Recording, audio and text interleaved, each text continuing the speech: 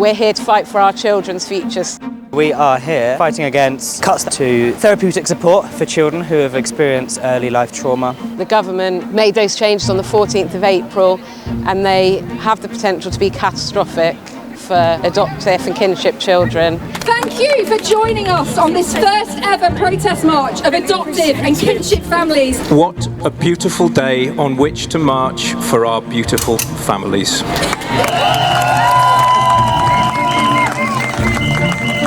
Fun now or pay later. Fun now or pay later.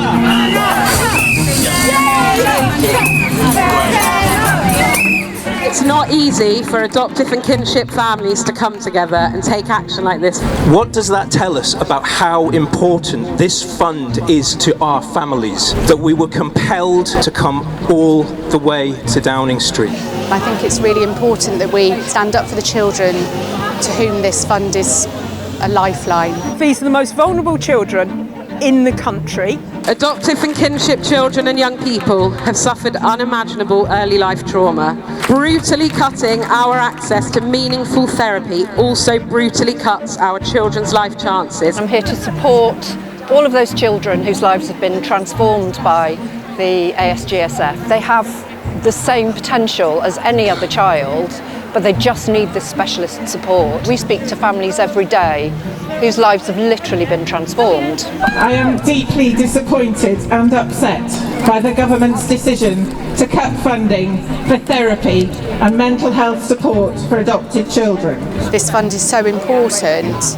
We were able to get the assessment that was required to then receive therapy that was appropriate to his needs. Therapy isn't a luxury for adopted kids, it's a lifeline. I don't want to think about where we would be without that. I have a 16-year-old adopted son.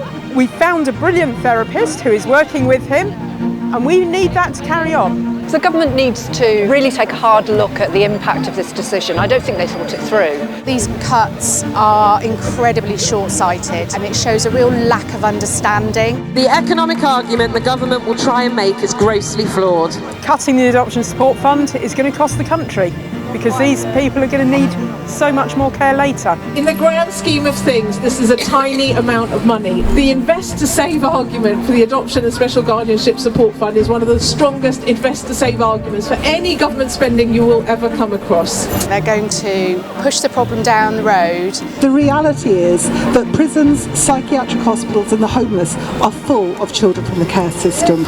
All of these things come at great cost to the humans involved. How can we as a society continue to persuade people to adopt or to take children through kinship care and then say, and then there's nothing? We as an organisation are calling for the Secretary of State to reverse this decision, but also for her to set up a permanent fund so that families aren't on this cliff edge every single year. We should be not cutting the Adoption Support Fund, we should be extending the Adoption Support Fund. We really want them to reverse those changes with immediate effect. We've got a petition asking for that we're going to deliver to Downing Street today. The petition, as of 2 minutes ago, more than 14,000 signatures will be delivered to number 10 to demand the reinstatement of the Adoption Special Guardianship Support Fund.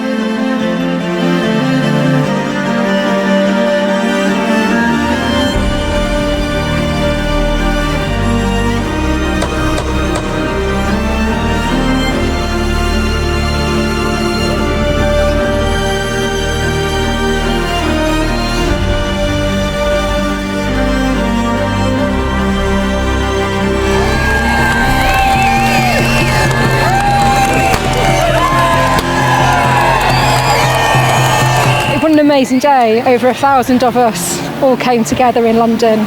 Today we have shown the government that we will come together. It shows a strength of feeling. We're all exhausted, but we do it for our kids and we do it for our community. We have come together to fight for our children, and that fight does not end today, it starts today. Bridget, Kia, reverse these cuts now!